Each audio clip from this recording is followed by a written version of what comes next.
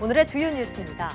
질병관리본부를 질병관리청으로 승격하면서 산하 국립보건연구원과 감염병연구소를 복지부로 이관하는 방안에 대해 문재인 대통령이 전면 재검토를 지시했습니다. 무늬만 승격이라는 일부 전문가와 언론의 비판을 청와대가 전격 수용한 겁니다. 때이른 여름 더위가 이어지는 가운데 여름철 숨쉬기 편하고 침방울을 막아주는 비말 차단용 마스크가 판매에 들어갔습니다. 해당 업체 온라인몰에 접속 장애가 발생할 정도로 주문자가 몰렸고 다음 주부터는 다른 업체들도 판매에 가세합니다. 경기도의 대형 워터파크가 부분 개장에 들어갔습니다. 해당 업체는 입장객 수를 제한하고 수영복 등의 대여를 중단하기로 했습니다. 방역당국은 다음 달까지 전국 200여 개 워터파크에 대해 일제 점검에 나설 방침입니다. 정부가 코로나19 재확산으로 인한 병상 부족 가능성에 대비해 병상 공동활용 모의 훈련을 실시했습니다. 이번 훈련은 수도권 일일 확진 환자가 100명 이상 발생하는 상황을 설정해 환자 분류와 병상 배정, 인력과 물자 지원 등을 점검했습니다. 코로나19 사태로 미국의 4월 수출입 규모가 3,520억 달러를 기록해 약 10년 만에 최저치로 감소했습니다. 지난주 신규 실업수당 청구 건수도 188만 건에 이르는 등 경제 봉쇄 해제에도 불구하고 대량 실업 사태는 11주 연속 계속되고 있습니다.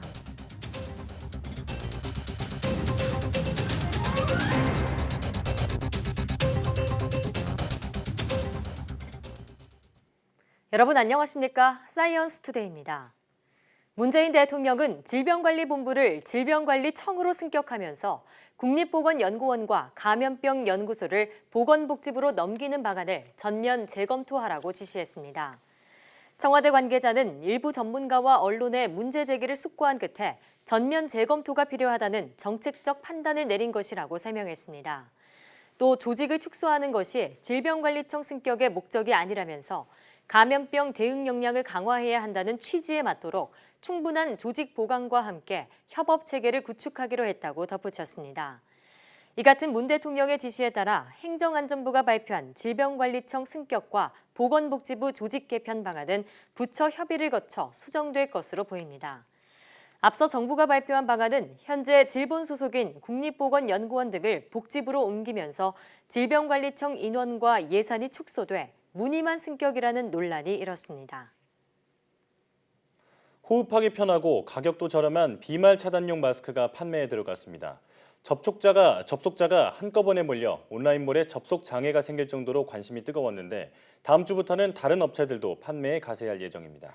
그동안 써왔던 보건용 마스크와는 무엇이 다르고 또 어디서 살 수 있는지 김지환 기자가 취재했습니다. 여름이 성큼 다가오면서 부쩍 더워진 요즘, 코로나19 탓에 일상이 된 마스크 쓰기를 힘들어하는 사람이 적지 않습니다. 거의 하루 24시간 중에 10시간을 쓰고 있는 것 같습니다. 답답함을 좀 많이 느껴요, 진짜. 이 속에서 그냥 숨이 잘 안 쉬어지니까 이쪽이 그냥 답답한 느낌. 쓰고 나오기는 하는데 아무래도 많이 덥다 보니까 조금씩 벗기는 하는 것 같아요. 그래서 만약에 1시간 나온다 치면 20분은 벗고 있는. 보건용보다 얇아 수요가 크게 늘어난 덴탈 마스크는 가격이 최대 7배까지 치솟은 상황. 이마저도 구하기가 쉽지 않습니다. 덴탈 마스크에 대한 원단이 문제가 되고 있죠. 생산 계획도 없고 원단 제조사에서는 계획이 없어요, 아예. 결국 식품의약품안전처는 여름철을 앞두고 보건용과 덴탈 마스크의 특성을 합친 이른바 비말 차단용 마스크를 유통하기로 했습니다. 일반 보건용 마스크는 겉감, 정전 필터, 안감 등 서너 겹으로 돼 있지만 비말 차단용은 안감과 정전 필터 등 2겹으로 돼 있습니다. 무게도 7g 정도라 보건용과 비교해 3분의 1 수준입니다. 제가 직접 이렇게 비말 차단용 마스크를 써보니 호흡하기가 편하고 바람도 잘 통하는데요. 미세입자 차단 성능은 KF55에서 80 사이로 침방울은 충분히 막을 수 있습니다. 모두 4개 회사 9개 제품이 허가를 받았습니다. 업체 한 곳이 가장 먼저 온라인 판매를 시작했는데 가격은 한 장에 500원입니다. 이 업체는 사재기를 막기 위해 당분간 한 사람에 30장까지만 판매할 계획입니다. 하루 10만 개에서 20만 개 정도를 생산할 계획입니다. 소비자들의 반응과 제품의 판매 추이를 보면서 오프라인이나 그다음에 다른 온라인 채널로도 판매 채널을 넓혀갈 계획입니다. 나머지 업체들도 생산 설비를 갖추는 대로 이르면 다음 주, 늦어도 이달 중순부터 마스크 판매를 시작할 예정입니다. YTN 김지환입니다. 최근 코로나19 국내 상황을 보면 하루 신규 환자는 50명 미만이지만 수도권을 중심으로 감염원을 특정하기 힘든 깜깜이 전파가 빠르게 늘고 있습니다. 방역 당국은 대규모 유행까지 우려하고 있습니다. 이형원 기자입니다. 신규 환자 규모는 안정적이지만 감염 양상은 오히려 나빠졌습니다. 이태원 클럽, 부천 물류센터, 수도권 개척교회 등에서 시작된 감염이 주변으로 계속 확산되고 있고 감염 경로를 명확히 알 수 없는 사례가 늘어나고 있습니다. 최근 2주 어디서 감염됐는지 알 수 없는 깜깜이 사례는 9%에 육박합니다. 지역사회 내에 우리가 모르는 상당한 전파가 존재하는 것으로 보입니다. 그래요? 그렇기 때문에 곳곳에서 지금 터져 나오는 것들이 감염원과 감염 경로를 모르는 것들이 많다는 거죠. 환자 한 명이 몇 명을 감염시키는지 보여주는 재생산 지수도 1을 넘어섰습니다. 대구, 경북 집단 발병 당시 이 지수는 5까지 올라갔었는데 이후 사태가 진정되면서 이태원 클럽 관련 확산 전까지는 0.5에서 0.6 정도를 유지했습니다. 재생산 지수가 클수록 유행이 크기나 속도가 빨라진다는 것을 의미를 하기 때문에 저희의 목표는 그 재생산 지수 R값을 1 이하. 특히 최근 산발적 집단 감염이 수도권에 집중된 건 부담입니다. 인구 밀집이 높은 데다 환자 연령대도 올라가 피해 우려가 커진 겁니다.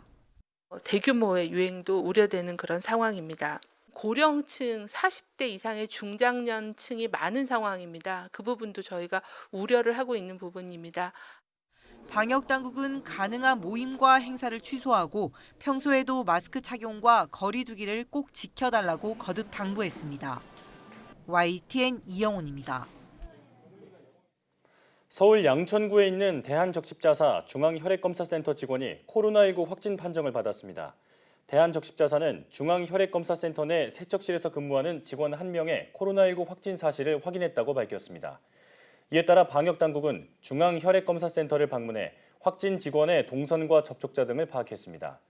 다만 적십자사 측은 해당 직원은 혈액에 직접 접촉하는 업무를 하는 것은 아니라며 혈액을 통한 감염 가능성이 없다고 설명했습니다. 적십자사는 역학조사가 마무리되는 대로 방역당국의 지시에 따라 시설 폐쇄와 접촉자 격리 등 조치를 취할 예정입니다. 수도권에서 산발적 집단 감염이 계속되고 있는 가운데 정세균 국무총리는 방심이 가장 큰 위험 요인이라고 거듭 강조했습니다. 그러면서 일상을 지키는 최선의 백신은 거리 두기라며 모든 장소에서 방역 수칙을 지켜달라고 당부했습니다. 정 총리의 모두 발언 내용 들어보겠습니다. 수도권에서의 방심은 가장 큰 위험 요인입니다. 인구가 밀집되고 이동이 많은 지역 특성상 집단 감염이 동시다발적으로 진행된다면 어렵게 지켜온 일상이 언제 다시 무너질지 모릅니다. 코로나19에 취약한 고령층의 감염이 증가하고 있는 점도 각별한 주의가 필요합니다. 감염이 확산될수록 생활을 제약하는 규제의 무게는 더 커질 것입니다. 국민 한 분 한 분께서 모든 장소에서 방역 수칙을 지켜주셔야 합니다. 코로나19가 종식될 때까지 일상을 지키는 최선의 백신은 거리 두기임을 명심해야 하겠습니다. 코로나19의 장기화로 인한 국민 우울증 극복을 위해 정부가 심리지원 체계를 만들어 운영하기로 했습니다. 내용을 보면 현재 부처별로 진행 중인 대국민 심리지원에 민간 전문가 상담과 정신건강의학과의 진료가 연계되는데 중증도에 따라 일반 심리상담 대상 집단, 고위험군 상담 대상 집단, 치료 대상 집단으로 나눴습니다. 이 중 고위험군부터는 심층 상담이 필요한 집단으로 분류해 정신의학, 심리학 관련 민간 전문가의 상담이 이루어지도록 했고 3차 치료 대상은 정신과 치료가 필요한 집단으로 분류했습니다. 정부는 8월부터 각 대상 집단들에 대해 본격적인 지원이 이루어지도록 한다는 계획입니다. 수도권에서 코로나19 집단 감염이 계속되면서 병상 부족 가능성에 대비해 병상 공동활용 모의 훈련이 실시됐습니다. 중앙재난안전대책본부는 국립중앙의료원에서 서울시와 인천시, 경기도 소방청 등이 참석한 가운데 모의 훈련을 진행했습니다. 이날 훈련에서는 수도권에서 일일 확진자 수가 최초 100명 이상 발생하고 이후에도 환자가 계속 증가하는 상황을 설정해 환자 분류와 병상 배정, 인력과 물자 지원 방안 등을 점검했습니다. 노홍인 중앙사고수습본부 총괄책임관은 수도권에 대규모 감염이 발생하는 경우 행정적 경계에 의해 발생할 수 있는 의료 공백을 방지하기 위해 이번 훈련을 준비했다고 말했습니다. 재미교포가 창업한 바이오 기업의 코로나19 백신 후보 물질이 국내 임상 1상과 2상 시험을 승인받았습니다. 국립보건연구원은 미국 이노비오가 개발한 코로나19 백신 후보 물질에 대해 국내 임상 1상과 2상 시험을 승인받았다고 밝혔습니다. 이 임상 시험은 국제백신연구소가 총괄하고 서울대병원 등에서 진행될 예정이며 국립보건연구원은 임상검체의 실험실 분석을 맡게 됩니다. 코로나19 확진자를 위한 혈장 치료제 개발과 관련해서는 8명의 완치자가 추가로 헌혈에 참여하기로 해 모두 26명이 등록한 것으로 나타났습니다. 해마다 호국 보훈의 달인 6월에는 국가와 민족을 위해 희생한 유공자 묘역에 추모객들의 발길이 이어지죠. 올해에는 코로나19 때문에 방문하기 어려운 유가족들을 위해서 참배를 대행하는 서비스가 등장했습니다. 오태인 기자입니다. 국가유공자의 유고를 모신 호국원 봉안담. 정복을 차려입은 의전단이 구호에 맞춰 국화를 내려놓습니다. 곧바로 묵념이 이어지고 나팔수가 진홍곡을 연주합니다.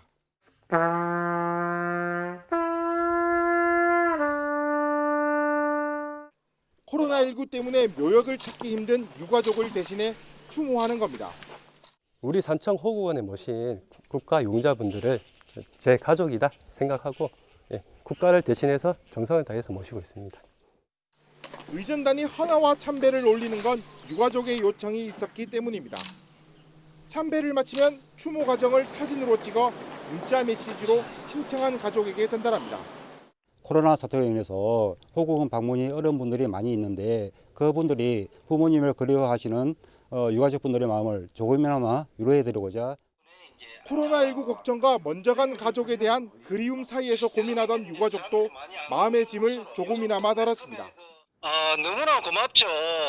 당연히 저희가 자녀된 도리로서 와서 해야 되는데 또 마음은 꼭 가고 싶은데 이제 그 호국원 자체에서 이렇게 또 행사가 대행을 해준다니까 너무나 고맙죠. 벌써 넉 달 넘게 우리 생활 곳곳에 변화를 가져온 코로나19. 이제 참배 문화까지 바꾸고 있습니다. 국가유공자 가족의 허전함을 달래주는 국화 한 송이 대행 서비스는 호국 보훈의 달인 6월 한 달 내내 계속됩니다. YTN 오태인입니다.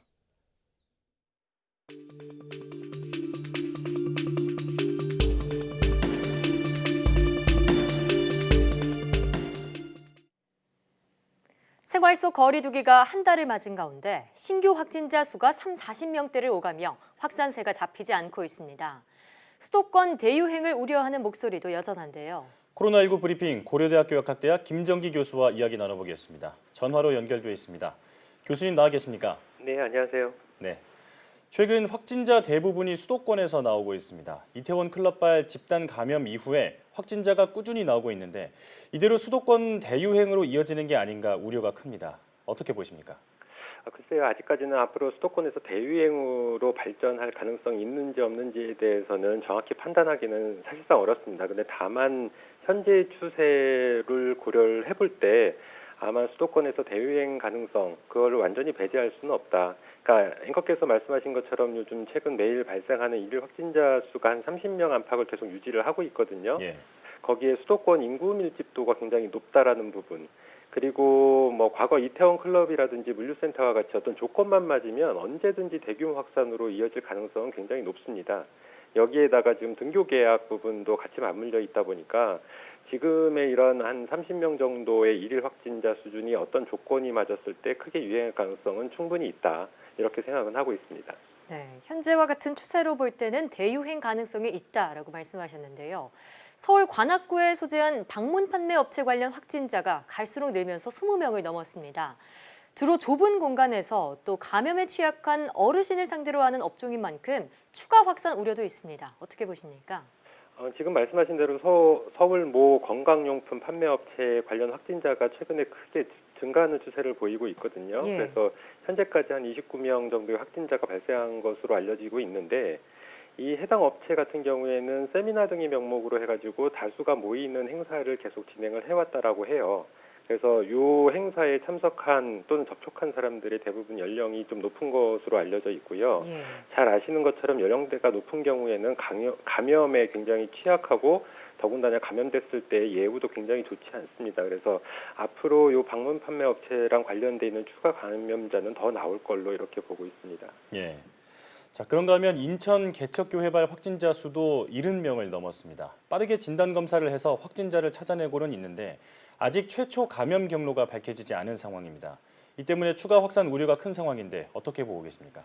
그러니까 말씀하신 것처럼 현재 역학조사가 진행 중이긴 합니다만 한동안 진행이 됐는데도 아직까지 최초 감염자의 감염 경로가 밝혀지지 않고 있거든요.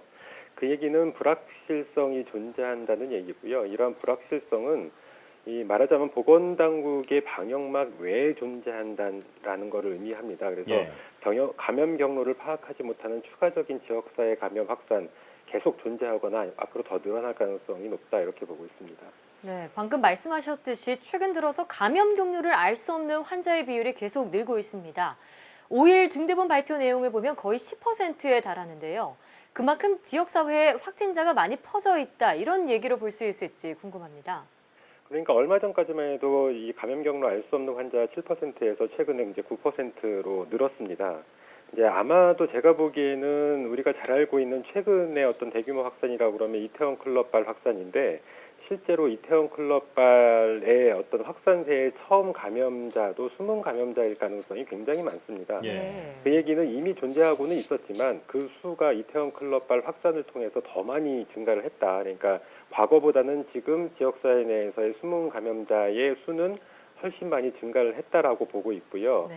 그래서 이미 지역사회의 감염자가 상당할 것으로 보고 있는데 이게 언제든지 조건만 맞으면은 크게 대유행으로 확진할 가능성이 굉장히 많다. 그러니까 결론적으로 말씀을 드리자면 이미 지역사회의 어떤 확진자는 상당수 있을 걸로 생각을 하고 있고요. 그래서 이러한 부분을 대비하기 위해서는 앞으로 상용화 백신이나 특이적인 치료제가 나올 때까지는 국민들께서 감염병 예방 수칙을 잘 준수를 하셔야 되지만 감염 준수를 하셔서 감염이 되지 않는 게 가장 최선이겠다 이런 생각을 가지고 있습니다. 예.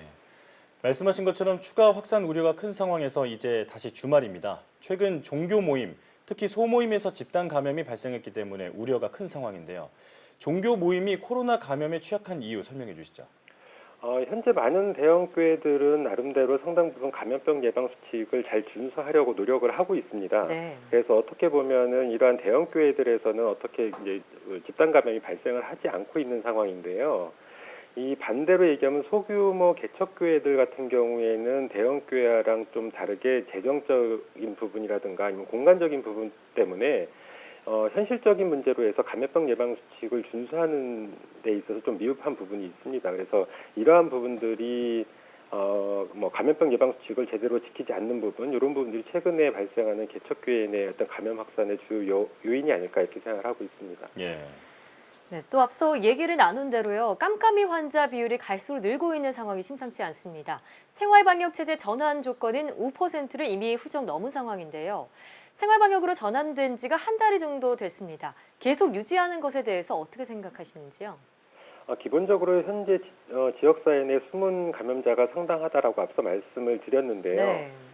이 숨은 감염자에 의한 감염 확산 정도가 우리 보건당국의 역학조사보다 한 발 더 빠른 면이 있습니다. 그러다 보니까 실제로 어떤 방역이나 역학조사하는데 상당히 어려운 부분이 있거든요. 그래서 실제로는 이러한 부분들이 지금의 생활 속 거리두기만으로는 소규모의 집단 감염 등의 확산을 차단하기에는 좀 역부족이 아닐까 이렇게 생각을 하고 있고요. 예. 그래서 이러한 소규모 집단 감염이 언제든지 대규모 확산으로 이어질 가능성이 있기 때문에 제가 보기에는 현재 생활 속 거리두기를 좀 보완을 해야 되지 않을까 이런 생각을 가지고 있습니다. 그래서 생활 속 거리두기를 보완한다는 거는 다른 부분으로 얘기하면 생활 속 거리두기에서 사회적 거리두기로 일정 부분 전환하는 거랑 마찬가지다 이렇게 생각을 하고 있고 이렇게 전환을 하면서 지역사회 내 숨은 감염자 수를 줄일 때까지는 어느 정도 지금보다는 더 강력한 어떤 조치, 방역 조치가 필요하지 않을까 이렇게 생각을 하고 있습니다. 네, 현 방역 체제의 보완점에 대해서 설명을 해주셨습니다. 질병관리청 승격을 앞두고 현재 질본 소속인 국립보건연구원 등을 복지부로 옮기면서 질병관리청 인원과 예산이 축소돼서 무늬만 승격이라는 논란이 일었는데요. 이에 대해 개편을 제대로 하라는 국민청원도 올라왔습니다. 청와대도 전면 재검토 지시를 내렸는데 교수님 의견은 어떤가요?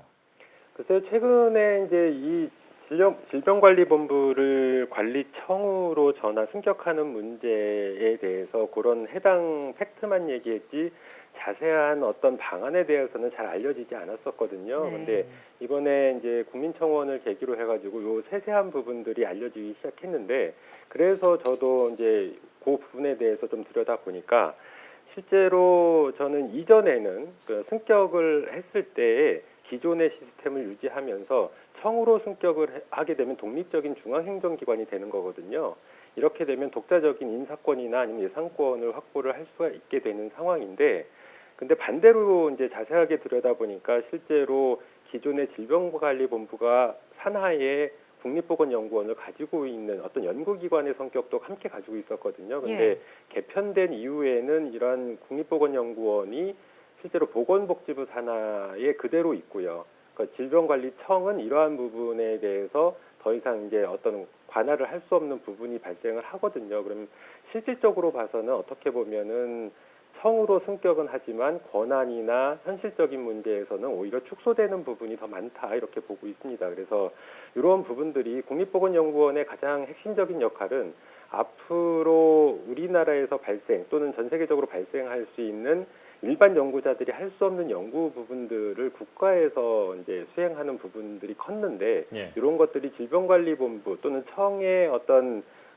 유기적인 관계가 형성이 안 된다라고 하면 굉장히 효율성은 떨어질 거다. 그러니까 지금 현 단계에서 말로만 승격이지 내면적으로 보면 오히려 축소인 방향성이 더 맞다 이렇게 보고 있거든요. 그래서 이런 부분들은 좀 보완을 해야 될 필요가 있습니다. 그래서 제가 생각하기에는 기존의 질병관리본부가 가지고 있는 권한 플러스 해서 청으로 승격되면서 가질 수 있는 여러 가지 부가적인 권한을 함께 가져야만 앞으로 감염병을 효과적으로 컨트롤할 수 있지 않을까 이런 생각을 가지고 있습니다. 네. 다음으로 이 코로나19 치료제 관련 소식 짚어보겠습니다. 말라리아 치료제인 하이드록시클로로퀸이 코로나19 환자의 사망 위험을 높인다 이런 내용의 논문들이 철회됐습니다. WHO는 관련해서 임상시험을 재개하겠다고도 밝혔는데 이 클로로퀸의 효과 어떻게 보시는지 짧게 한 말씀 부탁드립니다. 아직까지는 클로로킨, 그러니까 지금 말씀하신 것처럼 CNN이나 로이터 통신에서 이렇게 기사를 내면서 불거졌는데요. 랜시시나 뉴잉글랜드 저널 오브 메디슨의 그 연구 결과에 쓰인 데이터 자체에 대한 신뢰성 문제가 발생을 했거든요. 그래서 앞으로 이제 세계 각국에서 여러 가지 연구진들이 클로로킨에 대해서 연구를 하고 있기 때문에 그리고 우리나라에서도 임상시험을 진행 중에 있거든요. 그래서 이러한 결과들이 종합적으로 나와야지만 실제로 클로로킨이 효과가 있는지 없는지에 대한 종합적인 판단을 할 수 있지 않을까 이렇게 생각을 하고 있습니다. 네. 자, 이제 주말입니다. 새로운 비말 차단용 마스크가 공급된다고 하죠. 거리두기나 마스크 착용은 이제 우리의 새로운 일상입니다. 언제 어디서든 방역 수칙을 철저히 지켜야겠습니다. 지금까지 고려대학교 약학대학 김정기 교수와 함께했습니다. 오늘 말씀 잘 들었습니다. 감사합니다.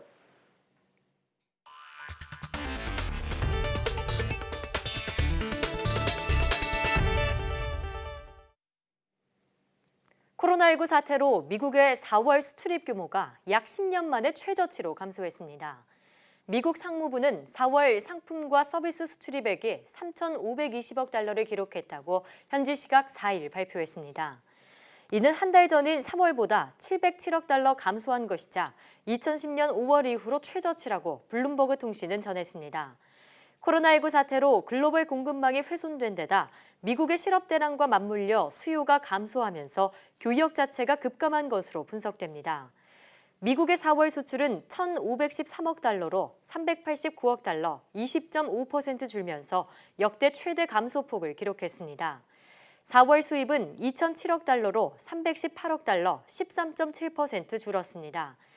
이에 따라 무역 적자는 약 494억 달러로 3월보다 71억 달러, 16.7% 늘었습니다. 유럽에서 가장 많은 코로나19 사망자가 발생한 영국이 이제야 대중교통 내 얼굴 가리개 착용을 의무화하기로 했습니다. 현지 시각 4일 일간 가디언 BBC 방송에 따르면 그랜트 셰프스 영국 교통부 장관은 코로나19 대응 정례 기자회견을 통해 이 같은 계획을 밝혔습니다. 셰프스 장관은 구체적으로 오는 15일부터 버스와 기차, 비행기, 페리 등 대중교통 탑승 시 반드시 얼굴 가리개를 해야 한다고 말했습니다. 코로나19 봉쇄 조치가 추가로 완화되면서 대중교통 이용객이 증가하고 사회적 거리 두기 준수가 어려울 것으로 판단되기 때문이라고 설명했습니다. 그는 얼굴 가리개를 하지 않을 경우 대중교통 이용이 제한될 수 있으며 이를 어길 경우 벌금이 부과될 수도 있다고 덧붙였습니다. 다만 어린이나 장애인, 호흡기 관련 문제가 있는 이들은 이 같은 의무화가 적용되지 않았습니다. 미국 전역에서 인종차별 항의 시위가 열흘째 이어지고 있는 가운데 조지 플로이드의 영면을 기원하는 첫 추모식이 열렸습니다. 미국 곳곳에서 시민들은 8분 46초간 일상을 멈추고 침묵으로 애도의 뜻을 표했습니다. 이교준 기자의 보도입니다.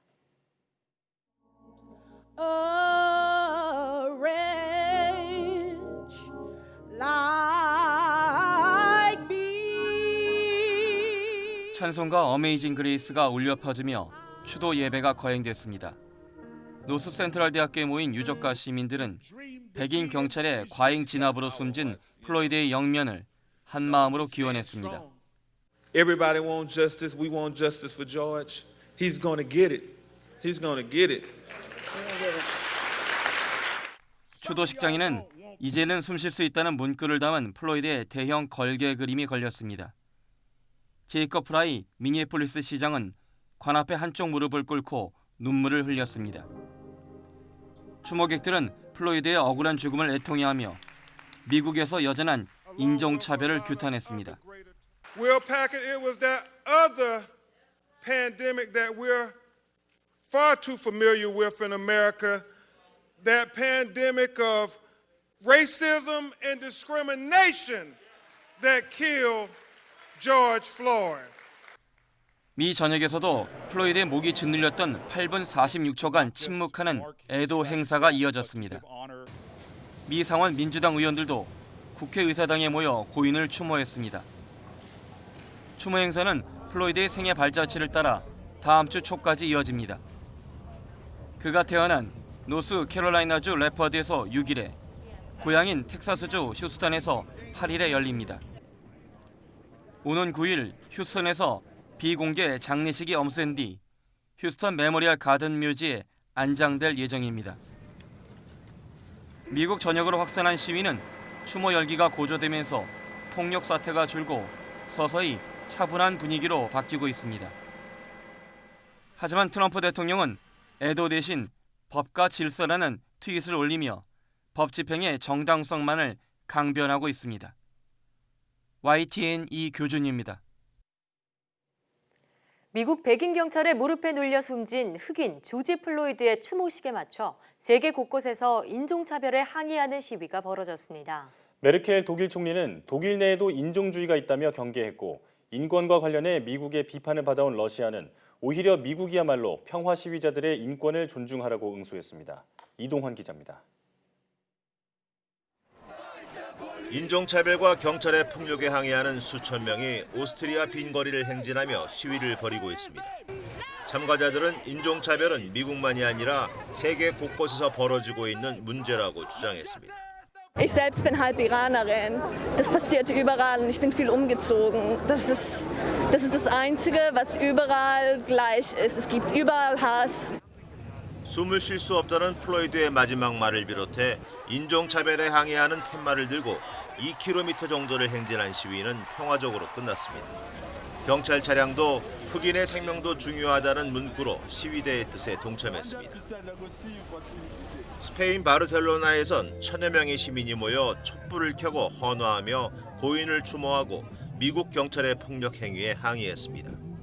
참가자들은 묵념을 통해 미국에서 벌어지고 있는 시위와의 연대감을 나타냈습니다. 메르켈 독일 총리는 미국이 더 이상 분열되지 않길 바란다면서 독일 내 인종주의 또한 경계했습니다. Und wir wissen selber, dass wir auch bei uns so etwas wie Rassismus kennen. Und deshalb haben wir auch bei uns alle Hände voll zu tun, das will ich ganz ausdrücklich sagen. 러시아는 미국을 향해 인권 존중을 촉구했습니다. Исходим из того, что осуществляя мероприятия по пресечению мародерства и других противозаконных действий, власти не должны нарушать права американцев на мирный протест. 인권에 관해서라면 항상 미국의 비난을 받아왔던 러시아가 이번엔 오히려 미국을 향해 스스로 거울을 볼 때라고 지적했습니다. YTN 이동원입니다.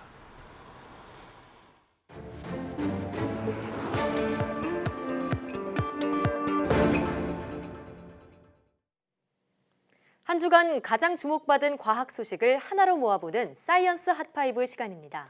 이번 주에는 어떤 이야기가 시청자들의 눈길을 끌었을지 궁금한데요. 이동훈 기자 나와 있습니다. 어서 오세요. 어서 오세요. 안녕하세요. 네.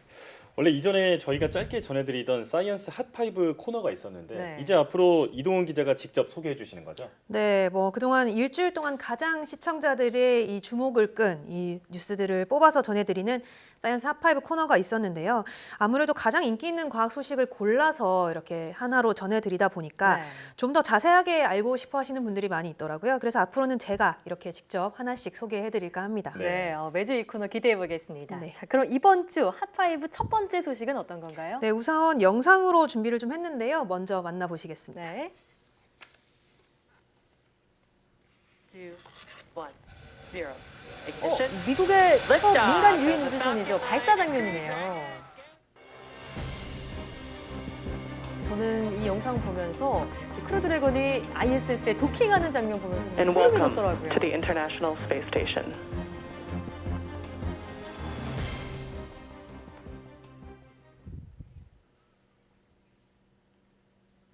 네, 이렇게 미국의 첫 민간 유인 우주선 발사 장면 살펴봤는데 진짜 크루 드래곤이 도킹에 성공하는 장면 보면서 소름 네. 돋으신 분들 많으셨을 것 같아요. 네, 그렇습니다. 뭐 우리 시각으로는 지난 31일 새벽 4시 22분이었는데요. 이 미국 플로리다주에 위치한 케네디 우주센터에서 우주비행사 2명을 태운 우주선이 발사됐습니다. 민간 기업인 이 스페이스X의 유인 우주선 크루 드래곤이 팰컨 9 로켓에 실려서 우주로 날아간 겁니다. 예. 자, 특히 이번 발사는 불과 나흘 전으로 예정됐다가 한 차례 연기되면서 우려를 낳기도 했었는데 결과는 상당히 좋았죠. 네, 뭐 당시 기상 악화로 발사가 연기된 후에 지난 31일에도 사실상 이 발사가 가능할 것인가 좀 불투명하지 않나 이런 전망도 나왔었는데요. 네. 뭐 이런 우려와는 다르게 크루 드래곤은 발사 19시간 만에 지구 상공 400km에 있는 이 국제 우주 정거장에 도킹을 했습니다. 이 크루 드래곤은 화물 운반용 우주선을 유인 우주선으로 개조를 한 건데요. 원래는 7명까지 탈 수 있지만 이번에는 이 미 항공우주 나사 소속의 우주비행사 2명만 탑승을 했습니다. 예. 이 우주비행사들은 앞으로 이 국제 우주 정거장에서 앞으로 짧게는 한 달, 뭐 길게는 넉 달까지 연구 임무를 수행할 계획입니다. 네. 이렇게 민간 기업인 스페이스X가 유인 우주선 발사에 성공을 하면서 전 세계 우주 상업화에 한 발 더 다가갔다 이런 평가도 나오고 있다고요? 네, 뭐 이번 발사를 계기로 그동안 이 나사가 주도해왔던 미국의 우주 개발 주도권이 이제는 서서히 민간 기업 쪽으로 옮겨가는 그런 모습을 보여줬는데요. 뭐 그만큼 앞으로 상업화도 당겨질 것으로 보입니다. 네. 전문가들은 우리나라도 이런 흐름에 대비를 해야 한다 이렇게 얘기를 했는데 예. 민간이 이제는 단순히 참여를 하는 게 아니라 끝까지 성과를 낼 수 있도록 이 인프라를 구축하는 게 가장 중요하다 이렇게 지적을 했습니다. 네. 이제 우주 개발 시장이 새로운 국면을 맞이한 만큼 우리나라도 좀 속도를 내야 할 것 같습니다. 다음 소식은 뭔가요? 네, 이 코로나19 사태가 아주 장기화되고 있는데요. 그러면서 이로 인한 생활 속의 변화들이 굉장히 많이 생기고 있습니다. 과학기술 분야도 마찬가지인데 이 덴마크 남부대학교 연구팀이 사람 대신에 이 코로나 바이러스를 채취할 수 있는 로봇을 개발을 했습니다. 예. 이 로봇에는 3D 프린터로 특수 제작된 일회용 검사 도구가 달려 있고요. 여기에 면봉을 끼워서 이 목구멍 안에 있는 검체 지점에 정확하게 닿도록 해서 이 채취를 하는 겁니다. 검체 채취가 끝나면 이 면봉을 유리병에 넣고 뚜껑을 잠가서 밀봉하는 과정까지 모두 이 자동으로 이루어지게 됩니다. 네, 사실 뭐 의료진들이 검체 채취하는 모습 보면서 좀 걱정된 것도 사실인데 네. 훨씬 더 편리해질 것 같아요. 네, 뭐 무엇보다도 이 의료진이 면봉으로 바이러스를 채취하는 과정에서 전염의 위험성이 있는데 이렇게 로봇을 이용을 하면 의료진이 감염되는 것을 막을 수가 있습니다. 실제로 이 로봇이 오는 6월 말부터는 시험적으로 활용이 될 예정이고요. 이르면 이 올 가을쯤에 상용화가 될 것이다 이렇게 내다보고 있습니다. 네, 코로나19라는 위기로 인해서 새로운 기술이 또 하나 탄생한 셈인데 네. 다음 소식도 이런 기술과 관련이 있다고요? 네, 뭐 역시 이번 주에도 이 코로나19과 관련된 소식이 여전히 시청자들의 관심을 많이 모았습니다. 이번에는 이 국내 연구진이 인공지능 딥러닝 기술을 이용을 해서 이 청각 장애인에게 코로나19 방역 지침을 알려주는 아바타를 개발을 했다는 소식입니다. 이 코로나19 이후에 감염자 정보라든가 동선, 감염 예방법 등의 정보가 아주 다양한 형태로 제공이 되고 있는데요.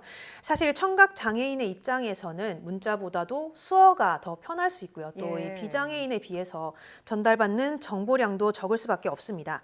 그래서 이렇게 말을 실시간으로 통역을 해주는 수어 통역 아바타를 만든 겁니다. 이 연구팀은 이 스스로 학습하는 딥러닝 기술로 한국어 문장을 수어로 바꾼 뒤에 애니메이션으로 이렇게 표현을 했는데요. 이 수어에서 중요한 게 손동작도 중요하지만 이 수어 통역사분들 보면 아시겠지만 표정이나 몸의 움직임이 굉장히 중요하거든요. 이 아바타가 그대로 맞게 표현을 하도록 이렇게 기술을 개발을 했다고 합니다. 네, 그러면 좀 수어 통역이 제공되지 않은 그런 긴급한 상황에서도 앞으로 청각장애인들이 좀 더 편리하게 정보를 받아볼 수 있을 것 같아요. 네, 뭐 안타깝게도 아직은 이 말을 실시간으로 바꿔줄 정도의 수준은 아닌데요. 네, 조금 더 기술을 보완을 한다면 아마도 이 청각장애인들이 이 남의 도움 없이도 뭐 방송 콘텐츠라든가 여러 정보들에 좀 더 쉽게 접근하는 길이 열릴 것으로 보입니다. 네, 따뜻한 기술이라는 게 바로 이런 게 아닌가 싶습니다. 네. 다음은 어떤 소식인가요? 네, 뭐 최근 자율주행차 기술이 굉장히 빠르게 발달을 하고 있는데요. 이르면 올해부터는 이 자율주행 로봇이 우편물을 배달하는 그런 모습도 볼 수 있게 됩니다. 우정사업본부가 자율주행 기술을 적용한 우편 배달 로봇을 개발을 해서 이르면 이 올해 10월부터 시범 운영을 하겠다 이렇게 밝혔는데요. 앱으로 우편물 수령을 요청을 하면 로봇이 지정된 곳으로 이동을 하고요. 스마트폰으로 비밀번호를 누르고 우편물을 받으면 됩니다. 뭐 주로 대학 캠퍼스라든가 아파트 같은 곳에서 이 우편물을 직접 배송할 때 쓰인다고 하고요. 또 이런 로봇 외에도 또 택배 우편물을 싣고 집배원을 도와주는 이런 보조 로봇이라든가 또 우편물을 원하는 곳에서 원할 때 접수할 수 있는 자율주행 이동 우체국도 개발이 된다고 합니다. 네, 이런 자율주행 기술을 생활 속에서 만나볼 수 있는 날도 이제 머지 않은 것 같습니다. 네. 자, 그럼 이번 주 가장 주목을 많이 받은 소식 1위는 무엇인가요? 아무래도 요즘 날씨가 많이 더워졌잖아요. 그러다 보니까 이 올여름 얼마나 더울까 이 날씨 소식에 굉장히 관심들이 많으셨던 것 같아요. 그래서 네, 저희가 이제 이번 주에는 날씨학개론에서 올여름 기상 전망에 대해 얘기를 나눠봤는데요. 뭐 결론부터 다시 한번 짚어보자면 올여름은 유난히 덥고 이 7월 하순부터는 집중호우가 잦을 것이다. 뭐 이렇게 볼 수 있겠습니다. 기상청은 올해 폭염 일수가 20일을 넘을 거다 이렇게 예보를 했는데요. 평년보다 2배 많은 수준입니다. 특히 장마가 끝나는 7월 하순부터는 기온이 30도가 넘는 찜통 더위가 이어지면서 이 8월 중순까지 가장 더울 것으로 내다봤습니다. 기상청이 더는 예보에 장마라는 말을 쓰지 않을 정도로 이 날씨가 많이 변화무쌍한데 최근 장마가 예전과는 형태가 많이 다르잖아요. 올여름은 어떨까요? 네, 뭐 올여름도 강수량은 많지 않을 것으로 보이고요. 뭐 7월 중순을 기준으로 적은 양의 비가 조금씩 내리다가 7월 하순 이후에는 태풍과 함께 국지성호우가 종종 찾아올 것으로 그렇게 예보를 했습니다.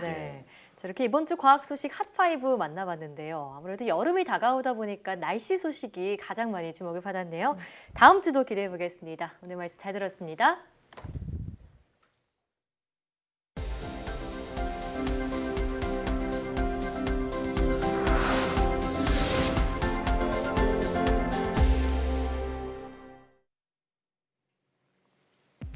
코로나19 확산에도 불구하고 5월에 대기 중 이산화탄소 농도가 역대 최고치를 기록했습니다. 미국 국립해양대기국은 하와이에서 측정한 5월 이산화탄소 농도가 평균 471 ppm을 기록했다고 밝혔습니다. 이는 지난해 같은 기간보다 2.4 ppm 증가한 것으로 대기 중 이산화탄소 농도는 지난 4월 전년 대비 17%까지 떨어졌으나 감소 효과가 지속되지는 못했습니다. 적게 먹는다고 모두 오래 사는 것은 아니라는 동물 실험 결과가 나왔습니다. 미국 버크 노화 연구소는 초파리 160종을 대상으로 먹이를 줄였더니 절반 정도만 수명과 건강 수명이 함께 연장되는 것으로 나타났다고 밝혔습니다. 연구진은 수명과 건강 수명을 늘리기 위한 식사 제한이 만병통치약이 아닐 수 있다고 연구 이의를 설명했습니다. 정부가 코로나19 피해로 인한 지역경제 활성화를 위해 신규 펀드를 조성합니다.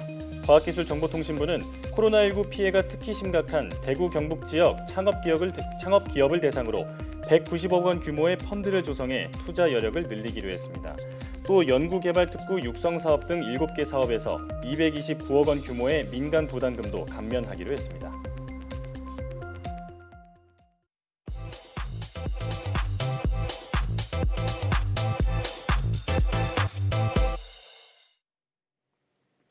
과학에 대한 모든 궁금증을 풀어주는 궁금한 S 시간입니다. 사막은 햇볕이 뜨거울 뿐만 아니라 일교차도 커서 사람이 살기에 좋은 환경은 아닌데요. 하지만 이런 척박한 환경 속에서도 여러 생물들이 살아가고 있습니다. 그들의 생존 방식은 무엇일지 지금 바로 화면으로 만나보시죠. 안녕하세요. 과학의 모든 궁금증을 해결하는 궁금한 S의 요종입니다. 궁금한 S와 함께할 오늘의 이야기 만나볼게요. 척박한 사막에서 살아가는 것은 인간에게나 동물에게나 어려운 일인데요. 그런데 이런 극한의 환경을 견디며 꿋꿋이 생존하는 생물들이 있다고 합니다. 일반적으로 사막을 떠올리면 온통 누런 빛에 모래산으로 뒤덮여 있는 모습만 떠오를 텐데요. 하지만 사막은 무조건 모래로만 덮인 곳은 아닙니다. 지구상에 있는 전체 사막 중 모래사막은 10분의 1밖에 되지 않는데요.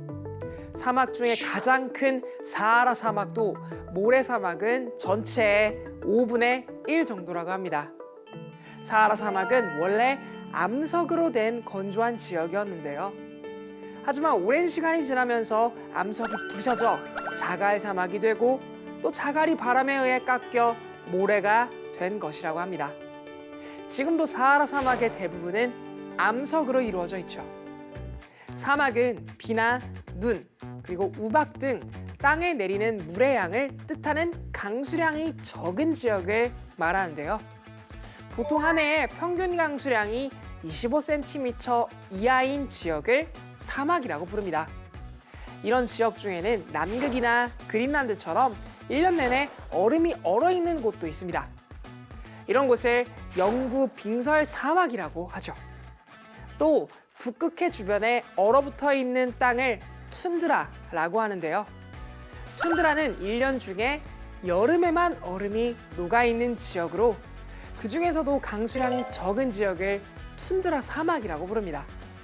이렇게 날씨가 추운 지역의 사막을 합쳐 한랭 사막이라고 부르는데요. 실제 한랭 사막을 보면 크고 작은 암석과 하얀 눈으로 덮인 땅으로 이루어져 있어 마치 듣도 보도 못한 새로운 행성 같은 그런 느낌이 든다고 하네요. 그렇다면 이런 극한의 환경에서 생물은 어떻게 살아갈 수 있을까요? 사막을 걷다 보면 이렇게 둥그런 물체가 바람에 날려 이리저리 굴러다니는 모습을 볼 수 있는데요. 놀랍게도 이 정체는 바로 살아있는 식물인 회전초입니다. 회전초는 물이 부족하면 몸이 바싹 말라버리는데요. 그리고 뿌리 또는 줄기가 끊어져 바람을 타고 이리저리 굴러다닙니다.